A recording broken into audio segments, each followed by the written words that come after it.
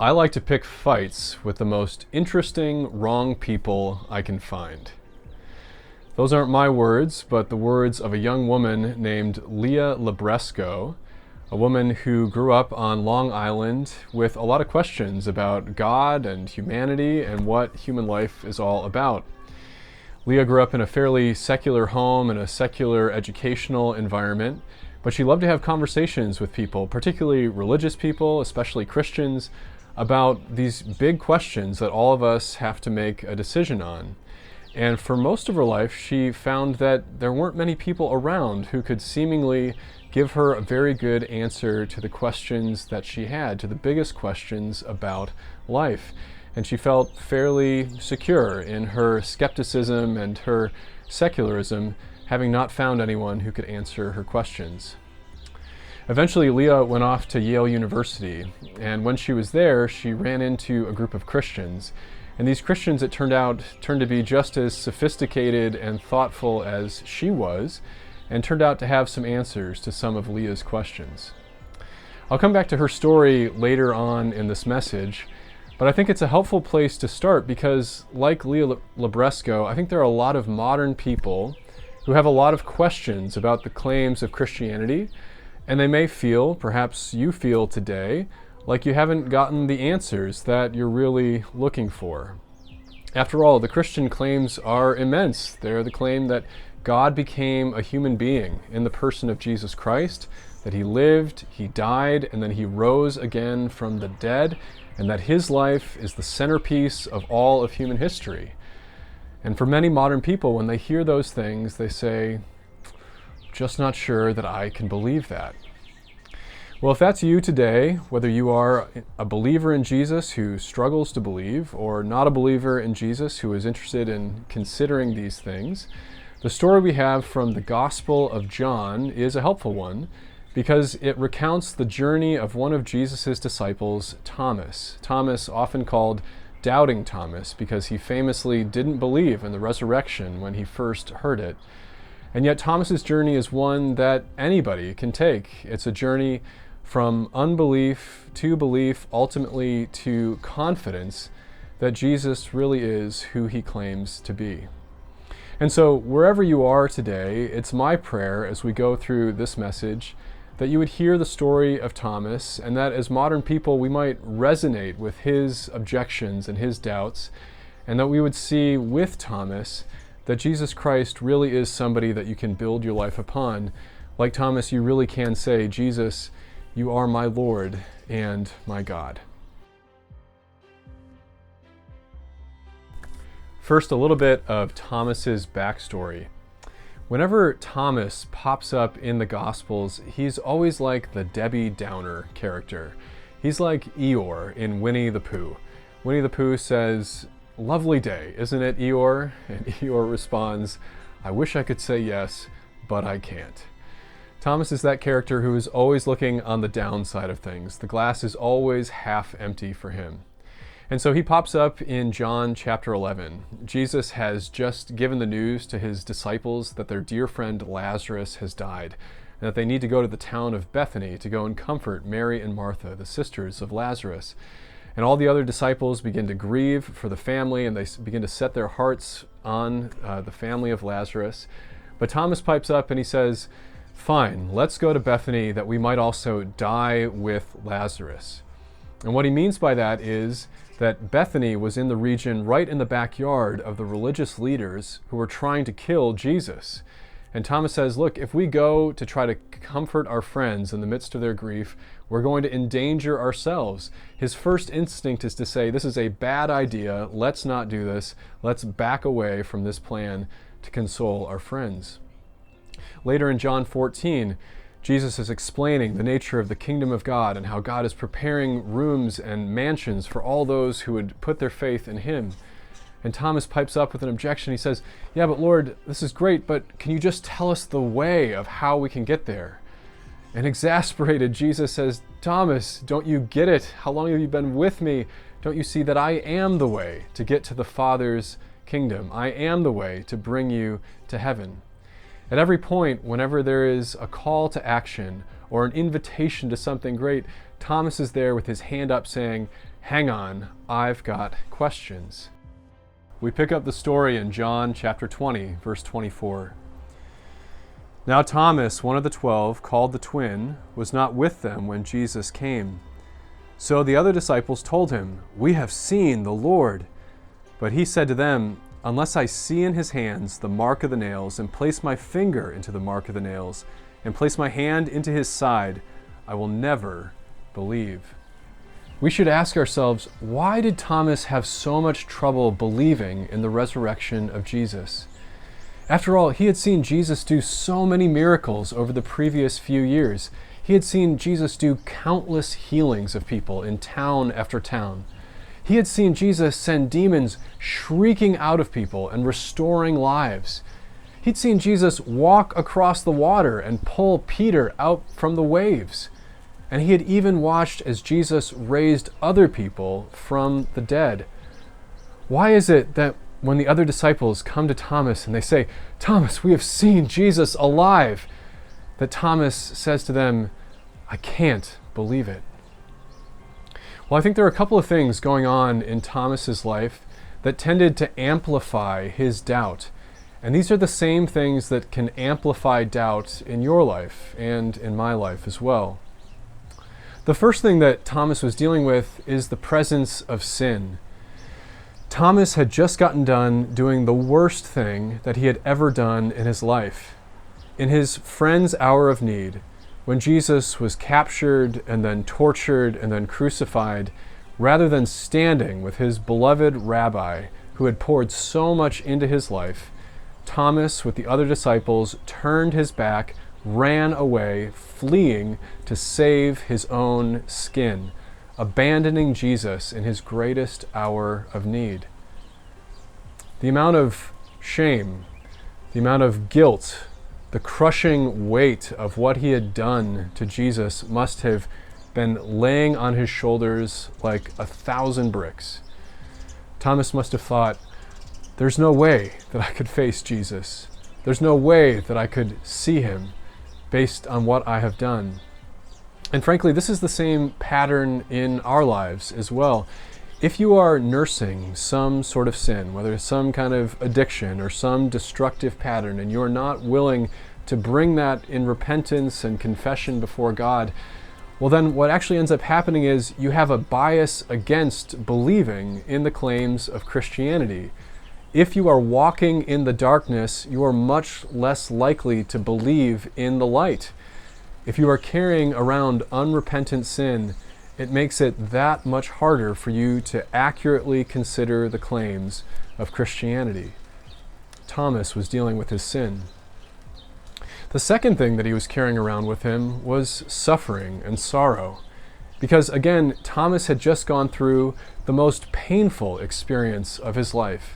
Jesus, when he was captured by the soldiers, was tortured, he was whipped, he was scandalized, he was brutalized, and this movement that Thomas thought that these disciples were on the cusp of doing something great for their nation, bringing in the kingdom of God, all of it seemed to go up in smoke in a moment. And Thomas was watching the dreams and the future that he had been planning with his friends completely dismantled. And Thomas had to carry around with him in the depths of his heart the lowest kinds of suffering and pain and agony. I don't know if you can relate to that. What I discover for many people is that doubt often is not so much a set of intellectual objections to Christianity, but it's often more of a mood that settles down in darkness upon you.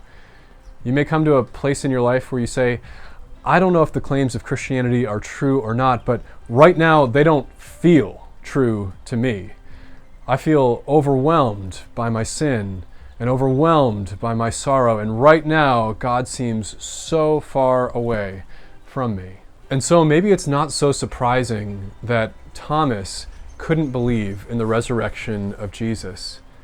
The other disciples came to him and said, Thomas, we've seen Jesus alive.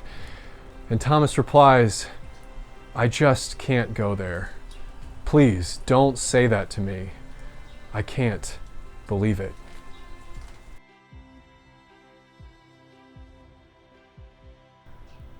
Now, it would be a pretty bleak story if it ended here, but fortunately for Thomas, he has a good Lord who is not going to leave him in this place. But what's striking about this story and striking about Christianity as a whole is that the solution here is not so much for Thomas to reach out for the answer, but for the answer to reach out for him. And that's what happens next as Jesus comes for Thomas. We pick up the story in verse 26. 8 days later, that is the next Sunday night, a week after Easter Sunday, his disciples were inside again, and Thomas was with them. Although the doors were locked, Jesus came and he stood among them, and he said, "Peace be with you." Then he said to Thomas, "Put your finger here and see my hands, and put out your hand and place it in my side. Do not disbelieve, but believe." Thomas answered him, "My Lord and my God." Jesus said to him, "Have you believed because you have seen me? Blessed are those who have not seen and yet have believed." What I love about this part of the story is that Jesus encourages Thomas to seek evidence. Christianity is a faith that does not say, believe in the claims of Jesus Christ apart from evidence. Quite the opposite. Here we say Jesus saying to Thomas, "Come, take a good, long, hard look at my resurrection body. I want you to ask questions and I want you to seek evidence."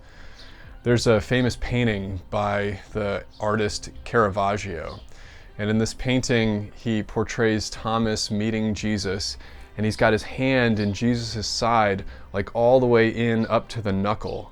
Jesus is allowing Thomas to get an extremely close look, a lot of empirical evidence, so that Thomas can see that Jesus really is alive from the dead. Now, it's here that we see a very helpful principle in Christianity. It is not wrong to want evidence in the Christian faith. It is wrong, however, to ignore the evidence that has been provided. And it's just here that Thomas, and I fear that many modern people, tend to go off the rails. It is not wrong to want evidence. It is wrong to ignore the evidence that has been provided. In Thomas's case, he had 3 years of walking with Jesus, of knowing Jesus, and then the testimony of his 10 friends saying, "We've seen Jesus alive." And Thomas should have been paying attention to those things. And then in our case, we also have many evidences for the resurrection of Jesus. Now, in this message, I don't have enough time to walk through a full case for the reliability of Christianity and the credibility of the evidence for the resurrection, but I've put some resources on my blog that you can check out. And what I have found, and so many others have found on their spiritual journeys, is that the evidence for Christianity is actually extremely powerful. The Christians are not people who believe in the resurrection in spite of the evidence, but because of the evidence. The witnesses that we have were people who walked with Jesus, who saw him alive from the dead with their own eyes, and then who, on the basis of their testimony, were so confident in Jesus' resurrection that they were willing even to go to their deaths. And so please check out that evidence on the blog and consider for yourself these claims. Now, there's one final part of the story that I think we need to investigate, and that's back in verse 26. Although the doors were locked, Jesus came and he stood among them, and he said to Thomas, "Peace be with you." I wonder how Thomas felt when he heard that greeting from Jesus.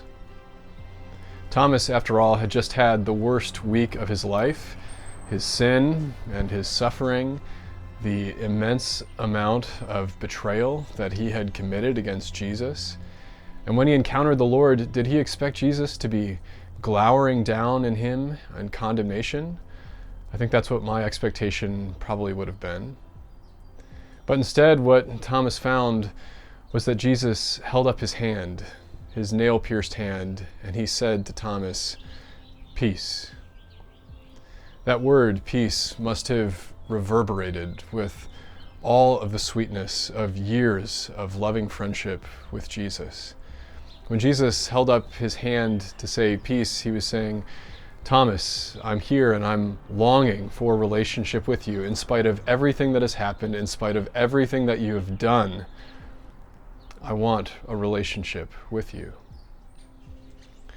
I wonder how it is for you in your own life as you consider the claims of Christianity today. I wonder, what is your picture of God?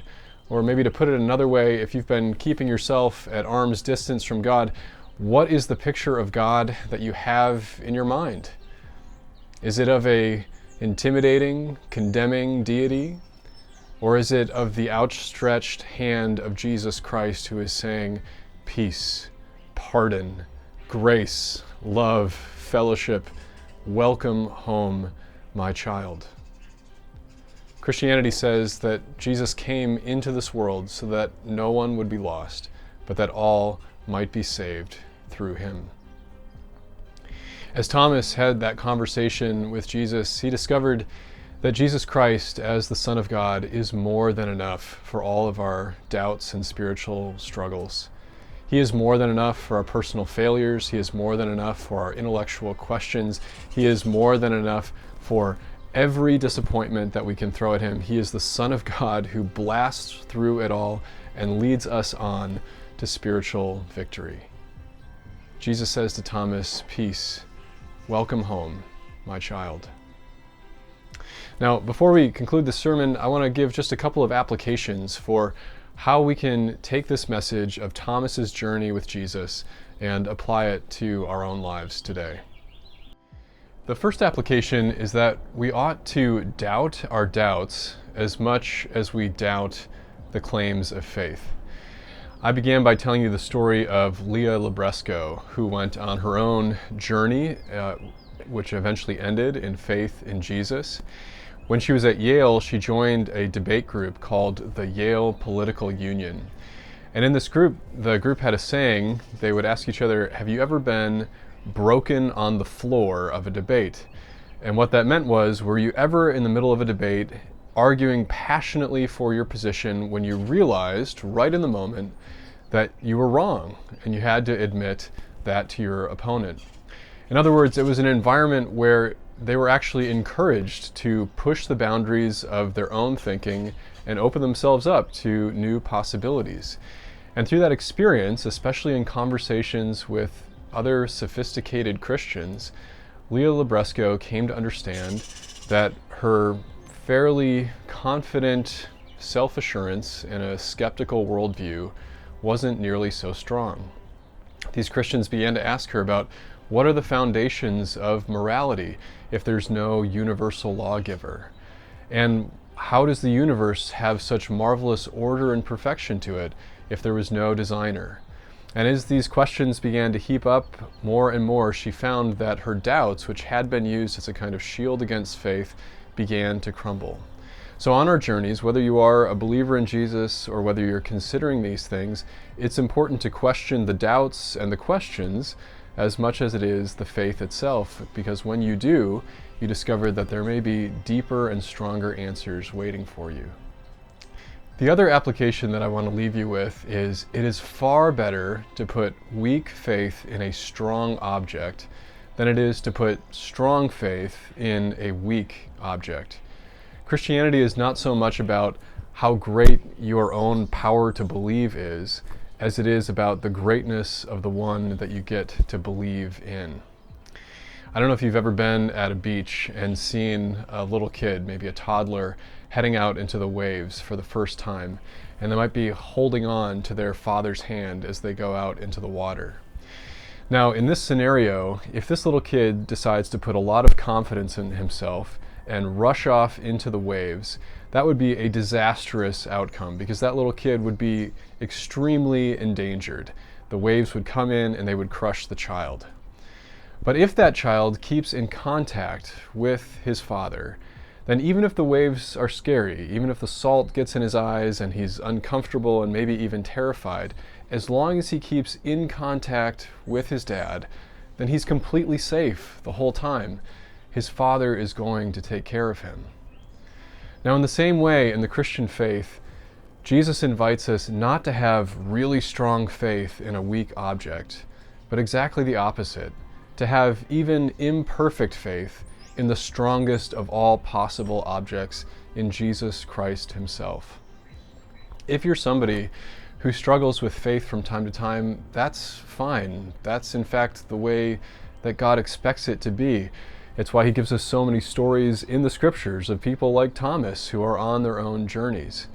And yet, as you stay in connection with Jesus, as his word and a life of prayer and a community of Christian friends surrounds you, you find that you get stronger and stronger because Jesus is the one leading you to deeper faith. Stay on the journey and you discover that Jesus is the one who will bring you to the end that you need, so that all of us, with Thomas, might be able to say with confidence and with joy to Jesus Christ, "You are my Lord and my God, and I build my life upon you."